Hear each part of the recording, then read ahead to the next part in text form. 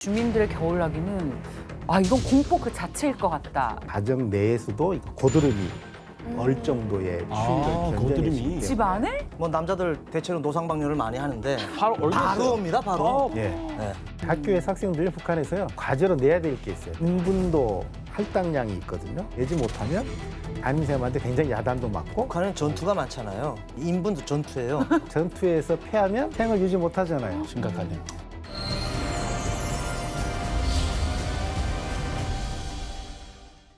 북한의 실상을 마주봅니다. 페이스북. 새해가 밝았습니다. 2025년 밝은 기운 받아서 오늘도 페이스북 이분들과 함께 달려보겠습니다. 평양에서 온 남인희 씨, 그리고 보위부 출신의 이철은 씨, 북한 인권기록보존소의 윤여상 소장님 모셨습니다. 네, 반갑습니다.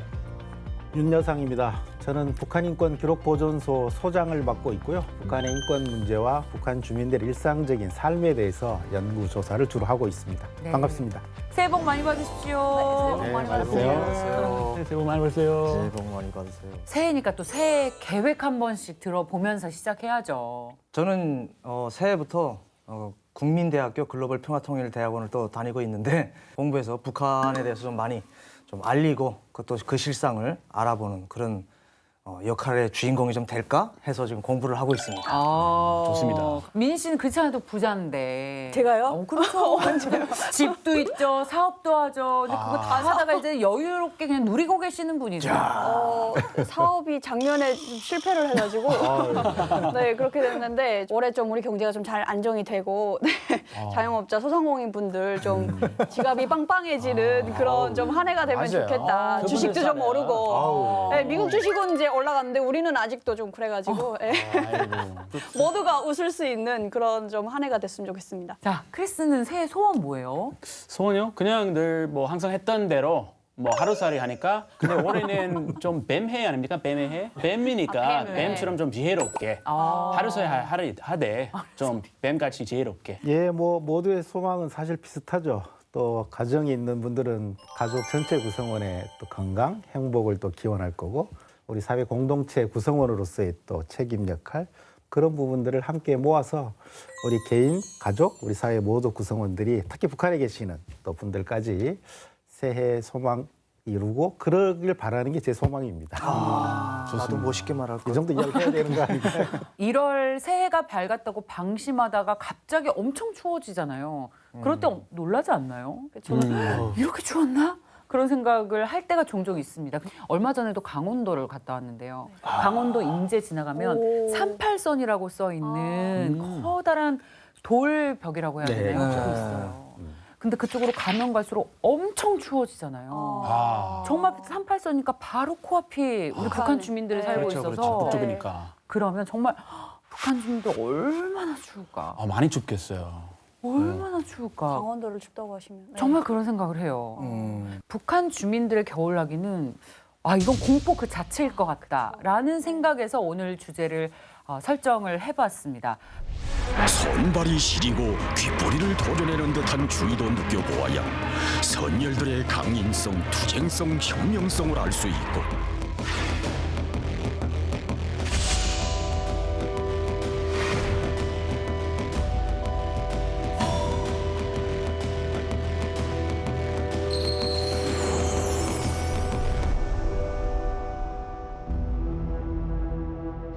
북한의 겨울 추위가 어느 정도인지부터 알아봐야 되겠죠. 소장님 어떻게 파악하고 계세요? 예, 남강원도를 다녀오신 거거든요. 강원도는 남강원도, 북강원도가 있지 않습니까? 북한 가수? 남강원도를 다녀오시고도 이 정도 표현을 쓰시는데 네. 함경도, 양강도, 백두산, 삼지연까지 가면 칼바람이라고 보통 그러지 않습니까? 그렇죠. 아마 뭐 남쪽은 약 20도면 최대 올라가는데 북쪽에서는 30도, 40도까지 올라가는 거고요. 실제 바람의 강도가 더욱더 중요하거든요. 살을 애는 듯한 바람이 부는데 거기다 옷차림도 또 사실은 북쪽 분들 그렇게 뭐 좋은 상태가 아니니까 남쪽보다 한 2배 이상의 실제적인 추위 온도를 느끼시기 때문에 지방 지역에 가면 가정 내에서도 고드름이 얼 정도의 추위를 고드름이. 견뎌내시기 때문에 집 안에? 난방이 안 되니까 그런 거죠. 고드름이 이렇게 얼음 동굴에 그렇죠. 있는. 난방이 안방에는 뭐 좀 따뜻하지만 옆에 방에 가면 고드름이 얼어 있는 정도까지가 실제 진짜 나타나거든요. 얼죠. 진짜로? 그 정도 네. 됩니다. 우리나라에서 제일 추워본다는 게 강원도를 이렇게 대표적으로 다 얘기하더라고요. 그래서 네, 강원도가 남강원도. 뭘 이렇게 춥다고 이렇게 춥다 하는지 모르겠는데 저 양강도나 한북도 지역 가잖아요. 그럼 거기 마이너스 20도, 30도예요. 마이너스. 네, 거기서는 이제 뭐 남자들 대체로 노상방뇨를 많이 하는데 바로 바로 옵니다, 바로. 바로 아니, 올렸어요. 그러니까 그만큼 춥다라는 거를 이렇게 표현하는 거죠. 그래서 김정은이가 그러지 않았습니까? 백두의 칼바람이라고 하잖아요. 그만큼 바람이 맵자요, 거기는. 칼 들어가는 것처럼 그래서 그렇죠. 칼바람이에요. 그래서 나는 북한에서 살다가 왔다고 하면은 한국 분들이 다 그래요. 북한에서 그렇게 추웠는데 여기 뭐 춥다고 그러면 아니 사람인데 나도 여기 왔으니까 적응이 되겠지. 내가 춥다고 하면 다 그래요. 북한은 추운데 여기 내려면 따뜻하지 않냐. 근데 제가 살던 지역은 또 황해도 지역이라서 네, 황해도 지역은 그렇게 안 추워요. 거기 따뜻해요. 네, 우리나라 날씨나 비슷해요. 아, 그렇군요. 평양은 어땠어요? 평양도 사실 많이 춥긴 했었거든요. 예. 일단 기본적으로 실내에서 이렇게 하면 입김이 이렇게 네. 계속 실내에서? 나왔었어요. 실내에서도 집에서. 나옵니다. 집에서 항상 이렇게 입김이 나올 정도였고 그리고 뭐 밖에 나가도 바람이 항상 부니까 바람이 여기 한국보다 훨씬 더 맵잔 바람이 평양에도 불다 보니까 평양도 한 번 춥다 하면 엄청 추워가지고 한국에 왔는데 이제 막 한파 그래가지고 아 여기서는 이제 워낙 추운가 보다 한파라는 말까지 있는 거 보니까 했는데 대체 한파가 언제 오냐? 근데 한파가 이미 지나갔다라는 거예요. 그래서 언제 한파가 있었냐? 막 그랬던 적도 있죠. 제가 북한 날씨를 상상을 해본다면 제가 가장 추웠을 때 지리산 천왕봉에 가면은 네. 겨울에 영하 40도 체감 온도가 40도거든요. 정말 칼바람이에요. 그래서 저는 가만히 서 있으면 눈썹까지 꽁꽁 얼어요. 거기도 근데 눈썹이 하얗게 서리가 맺혀요. 좀 자기 예쁘게 코 때문에 예쁘죠. 너무 그렇습니다. 예쁘죠. 평양도 약간 마스카라가 이렇게 됐던 적이 있어요. 가만히 학교 있는데. 경비를 서는데 한 2시간 같이 나와 있었거든요. 새벽인데 친구가 옆에 보니까 여기가 새까매지고 여기가 하얘진 거예요. 네, 다른 사람들은 다 사우나 그 학교 사우나에 들어가서 한진탕에 들어가서 자는 거예요. 딴 데 들어가서 교실에서 자다가 얼어 죽으니까 그랬던 적이 있습니다. 겨울에 대해서는 북한 사람들이 할 얘기가 많죠. 한이 쌓여 있으니까요. 혹독하죠. 겨울에서. 진짜. 이런 날씨면 가만히 서 있기도 힘들 것 같은데 북한 주민들은 혹독한 추위를 이겨내고 해야 할 일들이 많다고 합니다. 북한 주민들이 겨울에 어떤 일을 하는지 영상 먼저 보겠습니다. 우리 인민의 가슴마다에 백전필승의 토지를 안겨주는 혁명의 성산 백두산을 답사했습니다. 왜 그러는 거야? 뭔지 알겠다. 저렇게 눈이 여기는 한 8월 한 달 빼고는 다 저런 걸로 알고 있는데. 맞아요. 삼지연이. 오, 등산이군요. 뭐 왜? 다 마스크 쓰고 있네요. 신났네요. 원래 도착하면 저렇게 해요. 그래요? 오. 지금 저분들 뭐 하시는 거예요?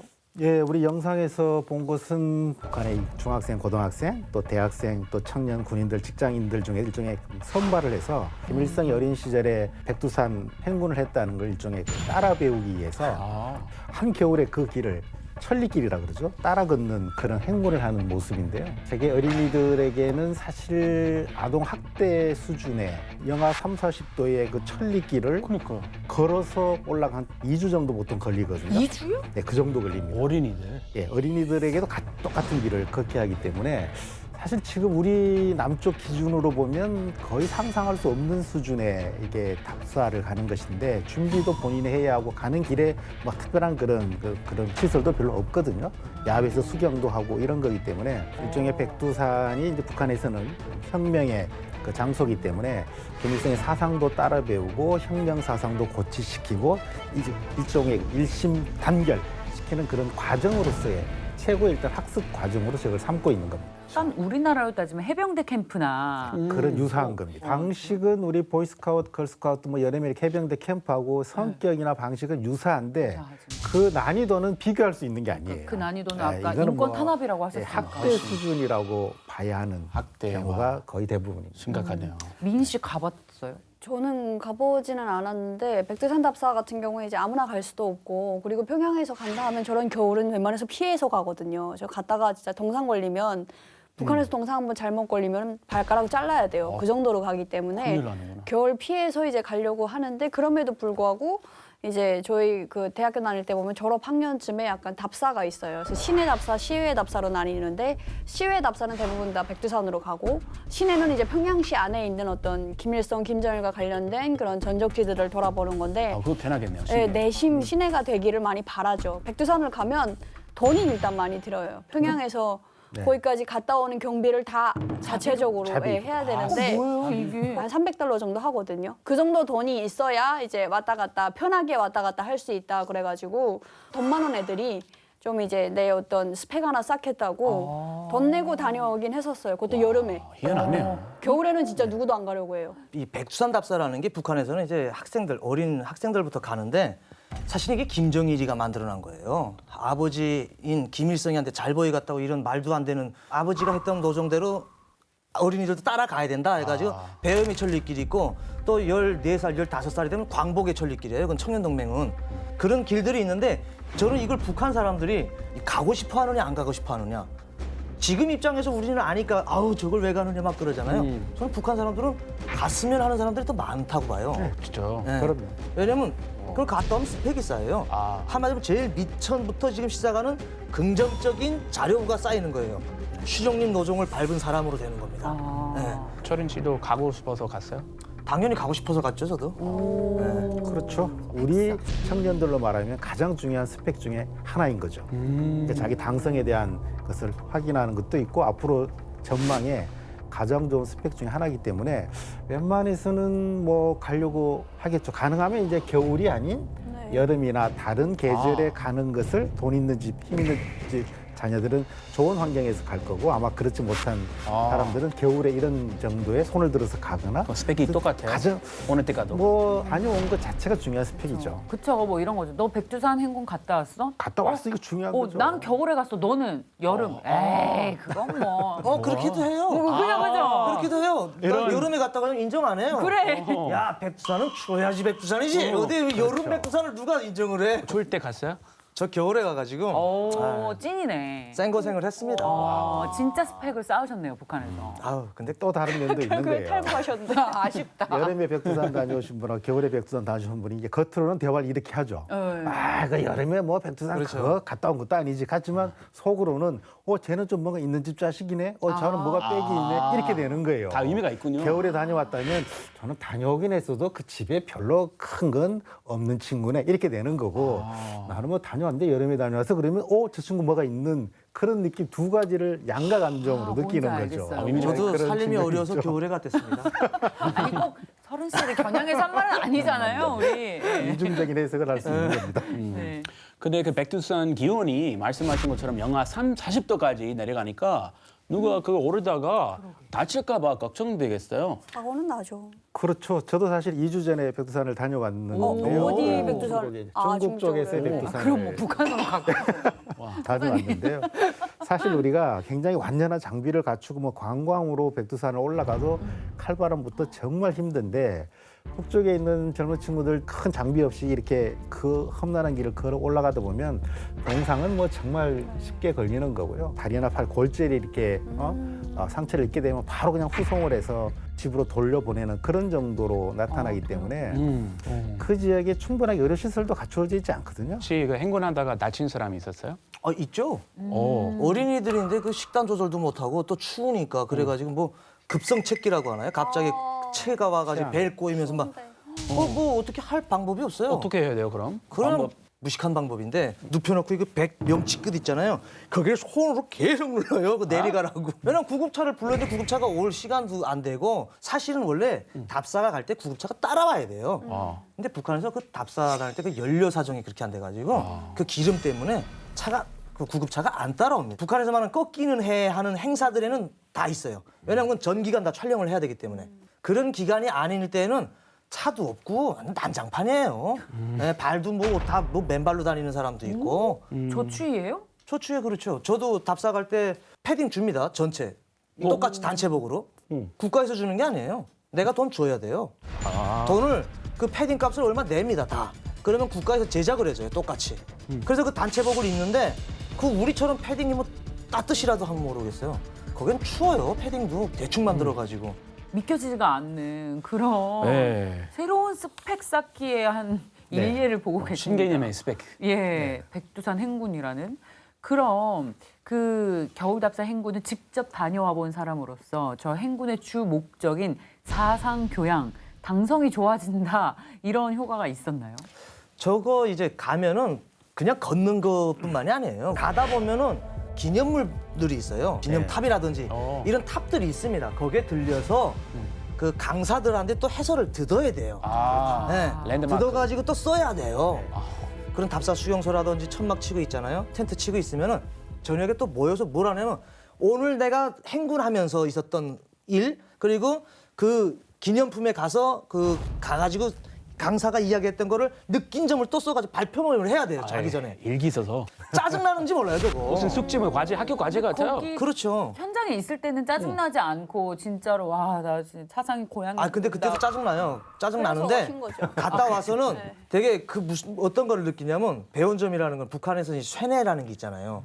갔다 온 거예요. 야 내가 위대한 수령님께서 어린 시절에 걸은 이 발자취를 내가 밟고 왔구나 하는 그런 거는 뭔가 있어요.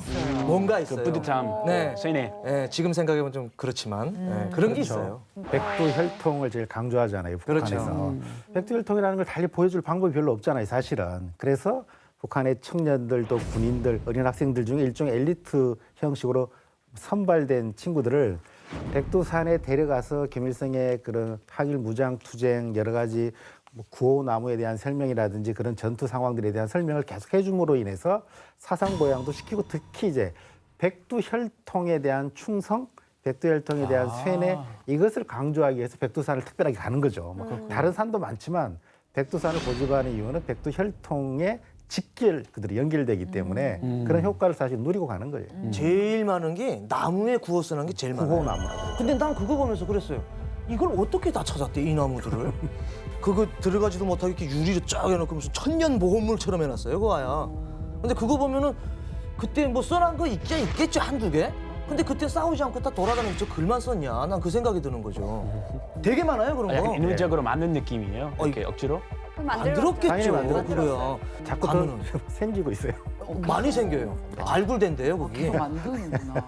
아, 이 사상 단련을 이유로 엄동설 안에 밖으로 내몰린 북한의 청년들, 우리 철은 씨와 같은 그런 청년들을 보니까 야, 이 북한에서 겨우나기가 더 어려울 것 같다는 생각이 들어요. 이 겨울철에 하는 혹한기 훈련, 동계 훈련 쉽지 않을 것 같은데 어떤 것들이 있어요? 예, 사실 군대에서 주로 이제 하는 걸 의미하는 거죠. 동계 훈련이라는 게 이제 그때는 이제 일하는 계절이 아니기 때문에 여름에는 이제 같이 농장에 일해야 돼. 그렇지만 겨울에는 그런 일이 없기 때문에 주로 훈련을 집중적으로 하는 게 겨울철입니다. 천막 치고 텐트 속에서 얼마나 열악하고 춥겠어요. 그런데 행군도 하고 또 바깥에서 잠을 자야 되고, 그다음 우리도 군생활 해보면 야외 동계훈련이 가장 오랫동안 기억에 남아 있는데 아마 북한 군 출신들 동계훈련에 그 참혹했던 기억. 그게 또 어떻게 보면 참혹했던 기억들이 또 좋은 기억으로도 남아 있거든요. 그 동료회 같은 게 또 남아 있기 때문에. 북한에서는 이제 그런 말이 있어요. 우리나라도 있는지는 모르겠는데 겨울에 개하고 군인이 제일 불쌍하다는 말이 있어요. 네. 진짜 추운 것도 추운 거지만 먹을 것 때문에 더해요.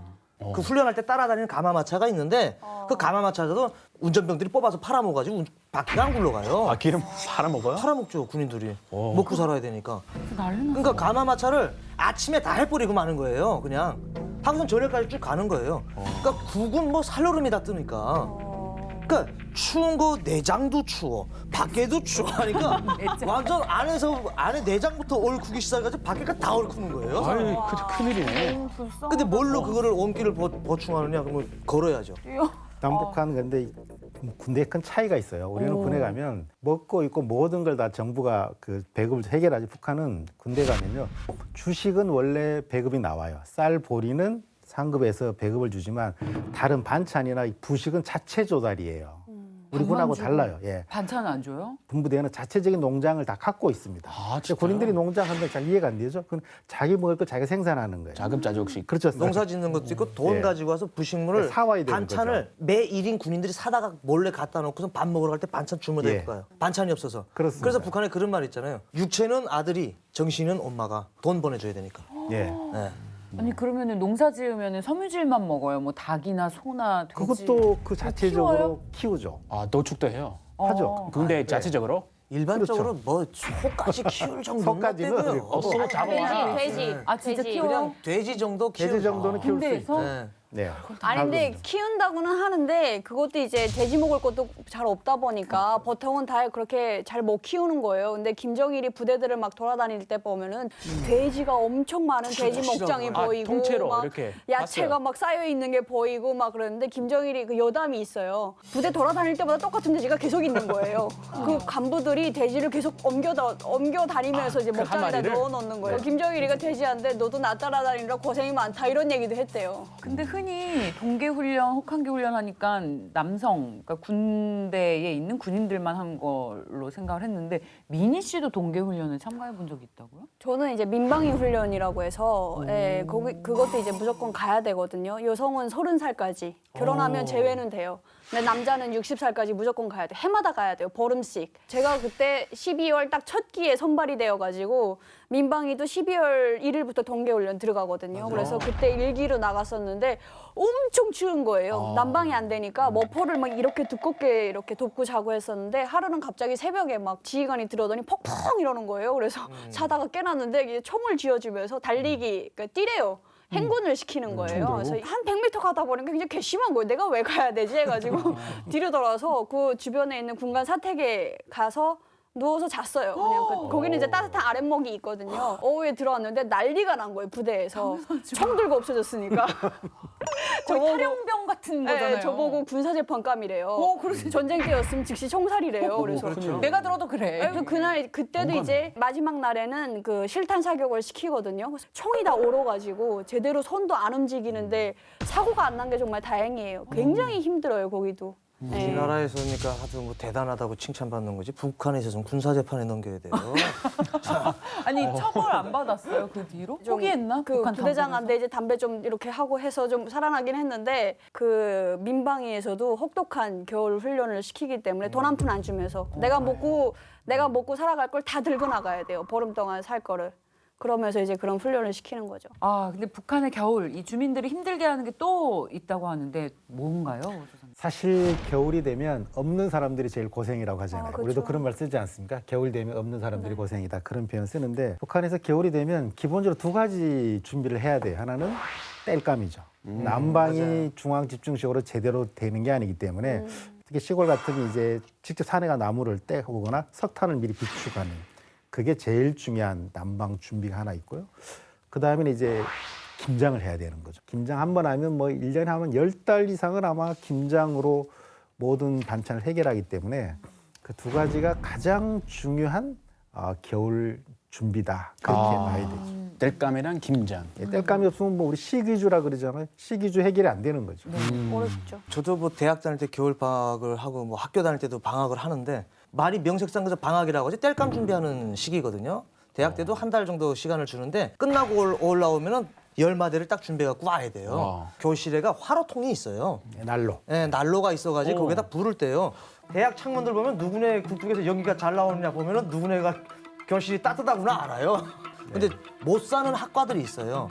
거기는 연기가 신미하게 담배 연기처럼 나와요. 좀 허접하게 조금씩. 네, 그러면 거기 저 추워서 선생들이 수업을 들어가기 싫어해요. 그 딱 보면 알아요. 그렇게 이제 말이 방학이지 그냥 땔감 준비하는 시기다. 겨울 방학이라는 건. 뗄감이라도 뗄 수 있었는데 제가 다녔던 학교는 평양시 중구역인데 거긴 김정은이 사는 데라서 뭐 김정은 폐가 안 좋아진다는 거 공기 때문에 못 떼게 해요. 그래서 진짜요? 약간 좀 잘 사는 애들은 이제 불돌이라고 해서 이제 전기로 이렇게 데울 수 있는 그런 걸 가지고 다니거든요. 강의 들어왔다가 교수님이 하도 추우니까 불돌 보더니 나도 좀 녹입시다 이러면서 다가오기도 하고 아니, 그 엄청 북한 난방 시스템이 없어요? 중앙 난방 시스템 어떻길래 이렇게 땔감까지 구해야 되나요? 예, 사실 평양의 큰 고층 아파트 같은 경우에는 그런 난방 시설이 돼 있죠. 중앙 난방이어서 이제 전기가 들어오면 난방도 되고 뭐 그렇게 돼 있는데 그런 건물은 그게 일부이고요. 대부분 이제 자체적인 석탄, 그러니까 연탄으로 난방을 하는 게 일반적인데 이제 시골 농촌 지역에 가면 석탄 공급도 제대로 되지 않거든요. 농촌 지역은 아직까지 대부분 산에가 나무 해가지고 땔감으로 나무를 하는 거고요. 북한은 연탄을 만들어서 배급하는 경우는 평양이나 대도시 일부가 그렇고 나머지는 그냥 석탄 그대로 갖다 줘요. 한 트럭씩. 그러면 그걸 물을 섞어가지고 자체적으로 연탄 네. 종류를 만듭니다. 빚어요. 자체적으로 이렇게 빚어요 이렇게. 못 해보셨죠? 끼리가 되게 재밌어요. 연탄 자체를 도자기 안 본지가 지금 만들듯이 도자기 30년이 만들듯이 연탄 하나를. 거의 중앙 난방을 혜택을 볼 수 있는 사람은 북한이 전체 아마 10%도 안 될 거고 농촌 지역은 대부분 산에 가서 나무를 해서 땔감을 하니까 산에 나무가 없는 거죠. 지금 북한은 요즘에 이야기 들어보면 지금 한국의 70년대가 북한의 지금 현재의 학교나 일반 가정의 난방 상황이에요. 아니 너무 지금 괴리가 커요. 뭔가 모바일이나 집에서 몰래 한국 콘텐츠 보고 케이팝 들으면서 막 흥겨워하다가 또 나무하러 가야 돼요, 그 친구들. 나무대. 이거 보다가 놓고 나무하러 갔다 와야 돼요. 근데 그 땔감 위에서 북한에서 나무를 하는데 그것도 당국의 허가가 있어야지 된다는. 그렇죠. 지금 북한에서도요. 최근에 이제 산림법 우리 북한 말로 하면 그런 법률을 만들어서 산의 나무를 보존하기 위한 노력을 많이 하고 있어요. 그래서 산의 나무를 허가 없이 벌채하면 상당히 높은 처벌도 받고 그렇게 하고 있는데 왜냐하면요. 90년대 중반에 이제 고난의 행군이 오면서 식량이 없으니까 시골에 있는 사람들이 산의 나무를 다 베어내고 거기에 옥수수를 심어서 그걸 밭으로 바꾼 거거든요. 떼기밭으로 바꾼 거예요. 원래 뭐 정규 협동농장보다 어쩌면 떼기밭이 더 클 수도 있어요. 떼기밭. 예, 그 떼기밭이라는 게 이제 산에 나무가 없으니까 계속해서 이제 여름 되면 홍수 피해가 나는 거죠. 흙이 막 쓸려 내려오니까. 그래서 그때부터 이제 산에 나무를 가꾸고 나무 심는 작업을 많이 했어요. 하지만 여전히 식량은 부족하고 땔감은 확보를 해야 되니까 농민들 입장에서는 산에 나무 하면 처벌 받는다고 해도 방법이 없잖아요. 어쩔 수가 없죠. 어쩔 수 없이 나무하러 몰래 다니고 단속을 하면 이제 뇌물 주고 내용 좀 단속원들이 또 하나 뇌물을 받는 거리가 생겨난 거죠. 그렇게 해서 지금 악순환을 하고 있는 건데 그러다 보니까 이제 뭐 해외에서 폐타이어 같은 거 환경 오염 때문에 사용할 수 없는 것도 가져다가 땔감으로 대신 쓰기도 하고 환경 오염에 관계없이 땔감을 확보할 수 있는 모든 방법을 다 동원해서 지금 북한에서 하고 있는 건데 좀 하나의 특징은 요즘 유엔의 대북 제재 때문에 북한이 석탄과 철광석을 중국에 수출했는데 수출을 못 하고 있거든요. 석탄은 대북 제재 때문에 오히려 농가에 좀 더 많이 보급되는 현상도 있어요. 수출을 못 하니까. 네. 하지만 이것도 아, 탄을 캘려면 그 전기가 있어야 또 탄을 캘 수 있거든요. 그 지하수 물을 뽑아내야 되니까. 하지만 처음에는 석탄이 생산되다가 지금 전기가 없으니까 그나마 석탄 생산이 잘 안 돼요. 그래서 2000년대 한 초반까지 석탄을 꽤 공급하다가 지금은 다시 산에 나무를 하러 가야 되는 상황이 계속 악순환이 지금 반복되고 있는 거죠.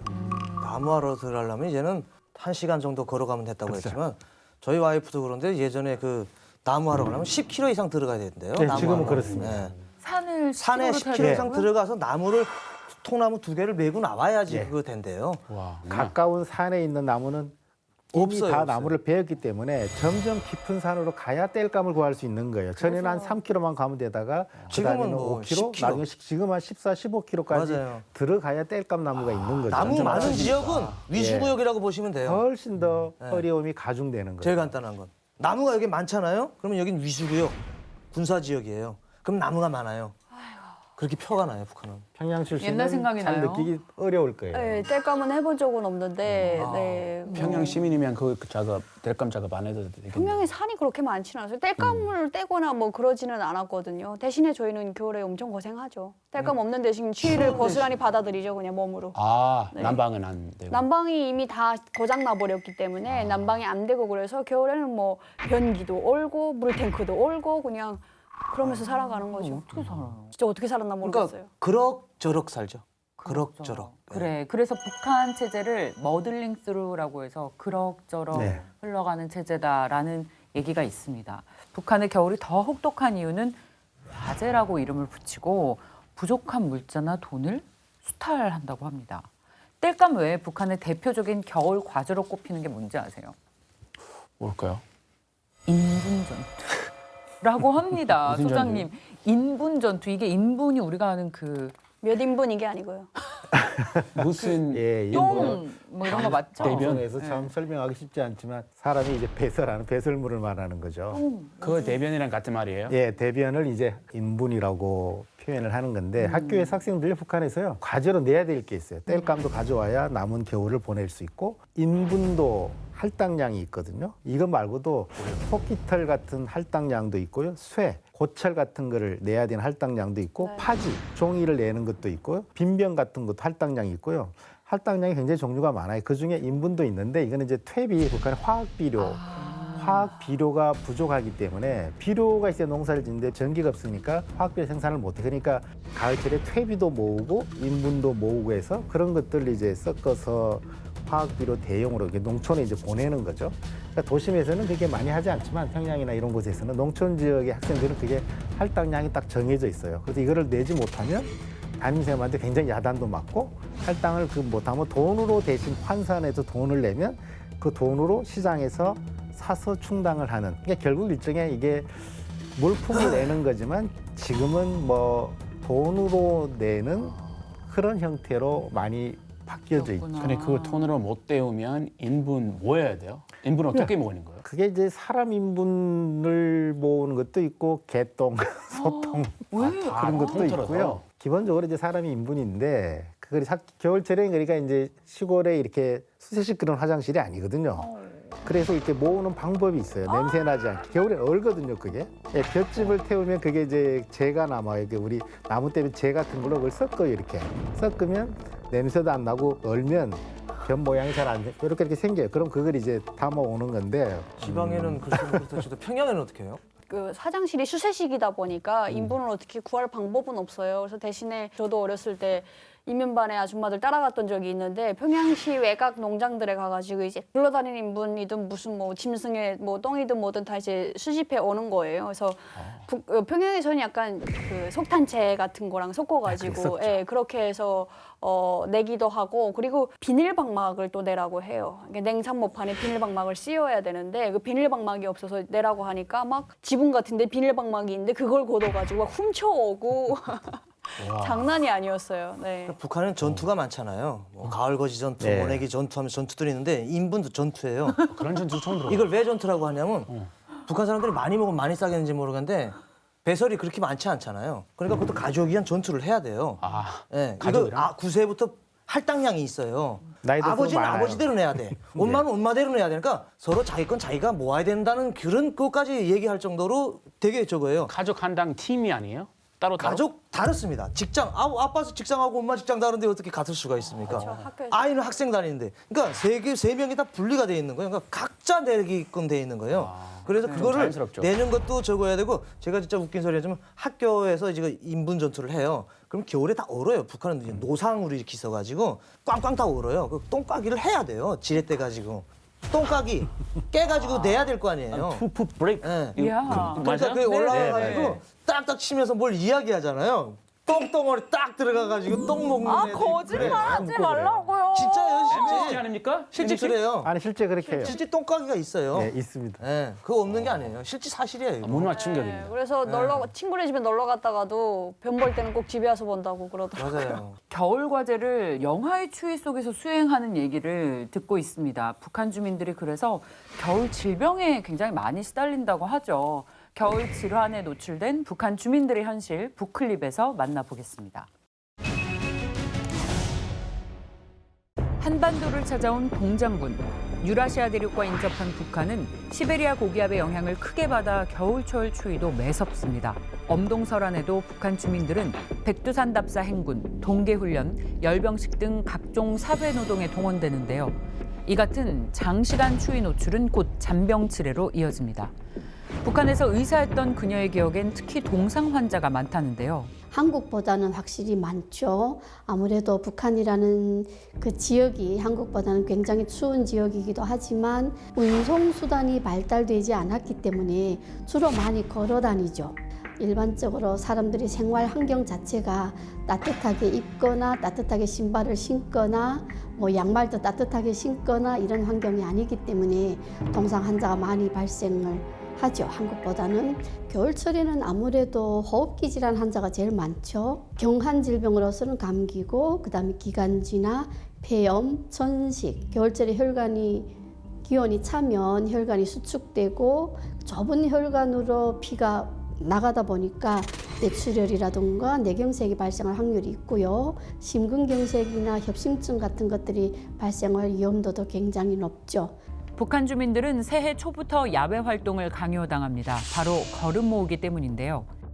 뜻깊은 올해 신년사를 높이 받들고 질 좋은 고름을 가지고 나와 이렇게 고름 나르기도 진행하면서 일하고 있는데 정말 모두 이 요리가 대단합니다. 개인에게 주어진 할당량을 채우기 위해 많은 주민들이 퇴비 생산에 동원됩니다. 이 때문에 북한 주민들은 늘 기생충 감염에 노출돼 있습니다. 그래서 우리가 퇴비라고 할 때는 인분을 비롯해서 동물이 분변 같은 것에 뭐 잡초라든가 낙엽이라든가 이런 여러 가지 풀 같은 걸 섞어서 제대로 온전하게 숙성이 돼야 그 역할이 굉장히 큰 걸 알고 있습니다. 그런데 북한에서는 그런 숙성 과정이 제대로 진행되지 않기 때문에 뭐 여러 가지 세균, 이런 병균 같은 것들이 사람들한테 옮길 수가 있죠. 장염 같은 것들이 발생을 하고요. 콜레라나 심한 경우에는 뭐 전염병 같은 것도 발생할 수가 있기 때문에, 그리고 피부병 같은 것도 많이 발생할 수가 있거든요. 북한 주민들은 이불 밖만 위험한 게 아니라 집에서도 주의해야 하는데요. 바로 일산화 중독 때문입니다. 북한은 아직도 석탄을 뗍니다. 부엌 아궁이에서. 그러다 보니까 일산화탄소 중독 환자들이 병원에 찾아오게 될 거나 가족들이 병원에 온 경우가 있죠. 90년대 중반 이후에는 이런 석탄도 제대로 공급이 되지 않았기 때문에 사람들이 폐비닐을 많이 가져다 뗐어요. 폐비닐을 태우면 굉장히 화력이 좋아요. 그래서 집은 굉장히 뜨뜻한데 냄새가 굉장히 심하게 나거든요. 그런 것들로 인해서 사람들이 어지럽고 머리가 아프고 메스껍고 토하고 이런 일산화탄소 중독 증상이 나타나게 되는 거죠. 건강을 위협하는 겨울철 질환. 북한 주민들은 어떻게 대처할까요? 찬바람이 불기 시작하면 항상 북한 매체에서 권고하는 내용이 있습니다. 여러 가지 민간요법들도 돌림 감기 예방이 효과적입니다. 소금물 함수와 중조수 함수, 마늘즙 흡입 등을 정상화하는 것이 좋습니다. 북한 주민들의 삶에는 여전히 민간요법이 큰 비중을 차지합니다. 민간요법에 대한 남다른 의존도는 코로나 바이러스가 유행하던 때에도 나타났는데요. 실제로 북한은 코로나 바이러스 대처법으로 민간요법을 권장했습니다. 북한 당국이 앞장서서 민간요법을 강조하는 이유는 의약품 부족 때문에 내놓은 궁여지책으로 분석되는데요. 한겨울에는 병원에서의 치료가 더 어렵기 때문입니다. 겨울철에 굉장히 춥죠, 병원이. 입원실을 가지고 있는 병원에서는 환자들이 난방 문제가 제일 크단 말입니다. 원래는 난방을 국가에서 석탄 같은 것들 다 보장을 해줬어요. 근데 고난의 행군이 되면서부터 그런 것들을 국가에서 보장을 해주지 못하니까 크지 않는 병원들에서는 의사들이나 직원들이 산에 가서 솔방울 같은 걸 이렇게 좀 주워다가 난방으로 사용하기도 했죠. 겨울이면 더 깊어지는 북한 주민들의 걱정. 그들의 삶을 가혹하게 만든 건 혹한의 날씨가 아닌 당국의 무책임한 태도입니다. 그러면 겨울 질환이 걸렸다. 이걸 어떻게 해결하는지 좀 들어봐야 될 것 같은데 평양에서 온 미니 씨는 어떻게 해결하셨어요? 동상이 아무래도 가장 대표적이지 않을까 싶은데, 동상 걸렸을 때 까마귀 대가리를 이제 잘라서 대고 있으면 독을 빨아들인다라는 얘기를 들어본 적이 있어요. 까마귀 대가리. 네, 그 동상 독 그걸 빨아들여야 이제 동상이 빠진다고? 네, 빠진다고. 까마귀가 네. 잡아서 대가리 잘라서. 네, 잘라서 그걸 이제 대고 있으면, 목 부분을 대고 있으면 그래서 이렇게 빨아들인대요. 그래서 그런 얘기를 들어본 적이 있죠. 이거는 민간요법이 아니라 그냥 밑도 끝도 없는 미신 아니에요? 북한에 까마귀가 있나? 거기 네, 쉽지는 않죠. 그래서 이제 그만큼 어렵다라고 하더라고요. 그 비싸다라고 하더라고요. 그래서 까마귀 머리가. 까마귀 북한에 대가리가. 까마귀가 없어요? 본 기억이 없어요, 까마귀는. 네. 오, 그래요? 제가 학교 때 까마귀 큰 거 막 날아가면은 그때 까마귀 날아가니까 선생님들도 운동 안 하고 다 그거 보고서 와 까마귀다 했던 기억이 있는 거 보니까 그렇게 까마귀가 많은 것 같지 않아요. 저는 비둘기도 없어요. 보이면 다 잡아. 먹을 게 없어요. 비둘기 먹어야죠. 아, 얼마나 맛있는데. 먹기 힘들어요, 웬만하면. 비둘기는. 비둘기 먹어봤어요? 비둘기 먹어봤죠? 잡아먹죠. 비둘기 요리 얼마나 맛있는데. 까마귀 고기도 먹고. 예. 북한 어떻게 이렇게 상세하게 잘? 그러니까 북한에 나는 아니 무슨 사람 기록 보존소에 계시는 네, 저희는 선생님이시잖아요. 매일 북한에서 온 사람들만 매일 만나기 때문에. 아니 그래도 좀 의심이 되긴 해요. 그러니까 너무 푸짐해요. 이 정보들이 진짜 북한 사람보다 더 푸짐하니까 좀 이상하긴 합니다. 아니, 남인 그런 씨는 이야기 이제 많이 까마귀 듣습니다. 머리 그걸로 뭐 동상 처리한다고 했죠. 저희는 이제 군대 때 군인들 손 트는 사람들이 많아요. 손발 트는 사람들. 손은 뭐 우리처럼 장갑을 안 주니까 손이 다 터요.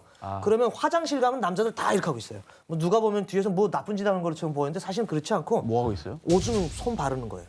그 얘기 많이 들었어요. 오줌을 손에. 오줌 손 바르면 튼기 빨리 나요. 아 그래요? 네, 나도 되게 해봤어요. 좋대요. 아 저런 식 해봤어요? 나 해봤어요 오줌. 효과 있어요? 근데 효과 있어요 진짜. 보약 끝이 보여요 막. 쫙 그 손이 다 붓는 것처럼 보여요 진짜. 근데 진짜 효과 있다니까요. 해보세요 손 터가지고. 안 해볼래요? 진짜라니까요. 병원에서 그렇게 추천하는 건 아니지만 어르신들이 할머니 할아버지들이 뭐 소변으로 손을 씻어라 이런 말씀들을 많이 하시죠. 그래서 그렇게 해서 이게 좀 나아지는 경우들이 상당히 꽤 많이 봤습니다. 근데 그렇다 해서 거기에서 어떤 부작용이 있거나 이런 현상들은 거의 본 적은 없어요.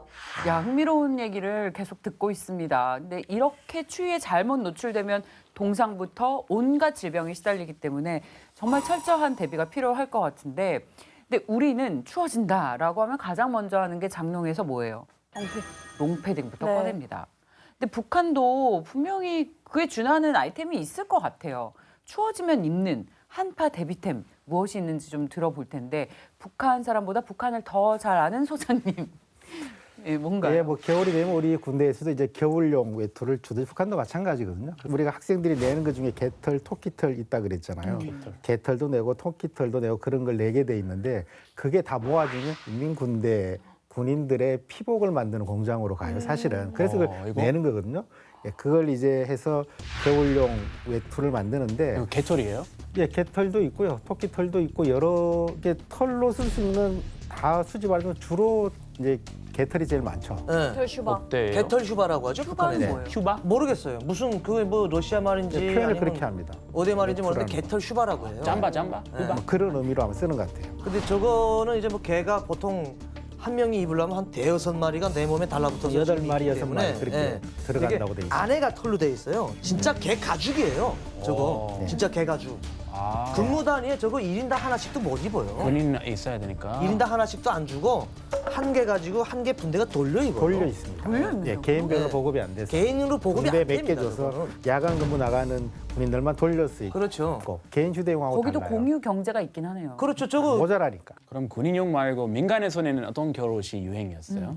제가 있을 때만 해도 이제 장군님 동복이라고 했어요. 네. 저 야상. 여기서 나오는 건데 저도 대학 다닐 때 저 패딩을 많이 입었어요. 실제 거의 지방에는 거의 다 저거 입었어요. 저 장군님 정복에 많은 사람들이 아마 속지 않았을까. 평생 저렇게 한 벌만 입고 다니니까 우리 장군님은 정말 소박하게 사시는구나. 맞아요. 실제로 아니잖아요. 근데 그런 이제 생각이 갑자기 드는데 약간 저희 때는 좀 오리털 패딩이라고 해서 그게 좀 인기를 끌었었거든요. 그래서 되게 중국에서도 들어오고 인기를 끌고 하니까 오리털 패딩 입는 애들은 이제 입었다가 벗으면 이제 오리털이 빠져나와서 한두 개가 좀 붙잖아요. 그걸 일부러 이렇게 쓱 보이게. 티내게. 제가 오기 전에는 남자들 사이에 이렇게 밍크, 그렇죠. 밍크 소멋이라고 해서 원래 남자 패딩에는 털이 잘 없었거든요. 맞아요. 근데 이렇게 목 주변으로 밍크 털이 이렇게 테두리를 있는, 이렇게 두르는. 그런 게 유행을 하기 시작해가지고 그것도 진품은 뭐 몇백 달러 한대요. 맞아요. 진짜 밍크 털은. 밍크털 동 패딩을 제가 270달러에 사 입었던 사람이라서. 역시 그게 보여. 아니고 역시 저기 왜 이제 간지나면 여기가 되게 얇지만 따뜻하고 그렇죠. 되게 둔하지잖아요. 근데 여기 털은 남자들 털 있는 거 진짜 안 입었어요. 근데 여기 털이 밍크 털이라고 해가지고 보드라운 털 있잖아요. 막 그런 털이 여기 보들보들. 쫙 있어요. 그거 딱 입고 다니면 다 있구나라는 거 알아요. 근데 그런 사람들 밍크 털 동복 입었잖아요. 핸드폰 꼭 있어요. 맞아요. 네, 그 사람들 핸드폰 없지 않아. 역시 보이고. 그러면 인기가.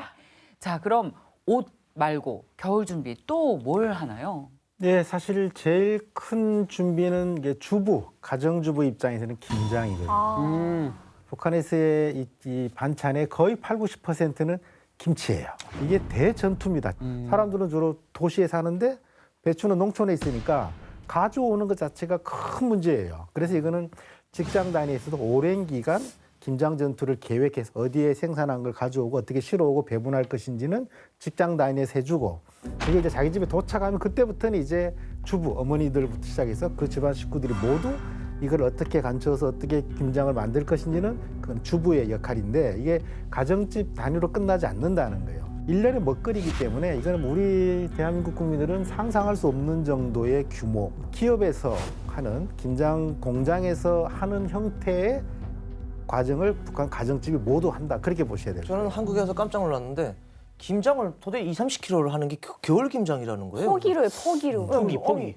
옛날에 옛날에 100포기면 진짜 뭐 100포기였는데 50포기, 뭐 100 많이 줄었어요. 김장도 많이. 아니에요. 안 해요. 김치움에 김치 그 담그는 것 자체가 50리터, 100리터짜리들이에요. 김장 담그는 거. 그게 잘못 들어가면 애기 같은 건 들어갔다가 못 나올 수도 있어요. 김장 독이. 독이 엄청 진짜요? 진짜로. 예. 독이 엄청 커요. 무슨 진짜 커요. 지역 주민들이랑 다 나눠 먹어요? 왜 나눠 먹는 게 각자 아니라 자기 집에. 그게 그걸 왜 그러냐면 줘요, 남한테? 각자 자기 집에. 그게 우리나라에서는 부식물이 많잖아요. 근데 북한에서는 김장 김치가 반식량입니다. 예. 그렇죠. 자기 한 해 동안 내가 먹어야 될 절반을 담당할 수 있어요. 그 김장이.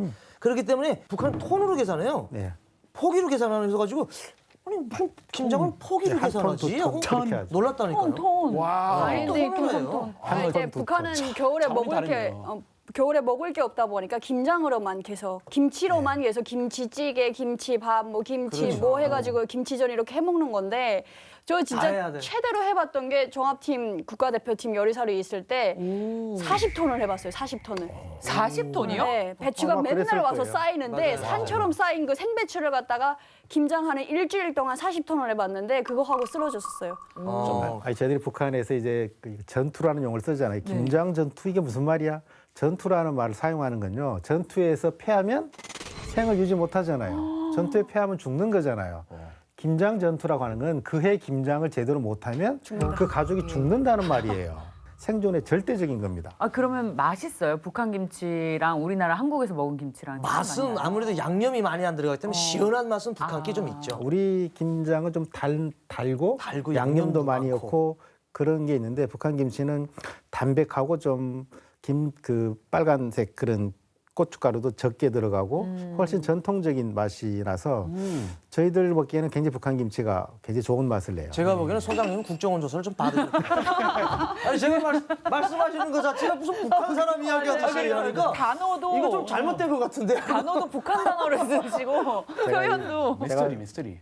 북한의 뭐 여러 지역을 다녀봤고 여러 곳에서 먹어봤기 때문에요. 북한 김치의 종류별로 제가 북한 김치 좋아합니다. 북한 김치를. 이 오빠 좋아하신다잖아요. 많이 먹어봤고 종류별로. 김치 얘기까지 아주 유익한 시간이었습니다. 북한의 물가가 치솟고 있습니다. 식량난은 더 심각해지고 있습니다. 게다가 연료 걱정에 노동력 동원까지 북한 당국의 무관심 속에 북한 주민들에게 겨울은 더 춥고 아주 길게 느껴질 것 같습니다. 자, 오늘 북한 주민들의 혹독한 겨울나기에 대해서 알아봤습니다. 북한의 실상을 마주보는 시간 페이스북은 여기까지입니다. 다음 주 새로운 이야기로 돌아오겠습니다. 고맙습니다.